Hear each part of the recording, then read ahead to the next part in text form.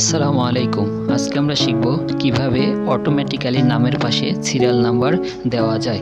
এর জন্য প্রথমে দেব ইকুয়াল চিহ্ন, এরপরে দিতে হবে IF, এরপরে ফার্স্ট ব্র্যাকেট, তারপরে পাশের একটি সেল সিলেক্ট করব, এরপরে আবার ইকুয়াল দেব, এরপরে ডাবল কোটেশন, আবার ডাবল কোটেশন, কমা, ডাবল কোটেশন, আবার ডাবল কোটেশন, কমা, এরপরে লিখব ROW, এরপরে first bracket 1:1, second bracket double close, এরপরে এন্টার প্রেস করতে হবে। এরপরে এটাকে ড্র্যাগ করে দেব।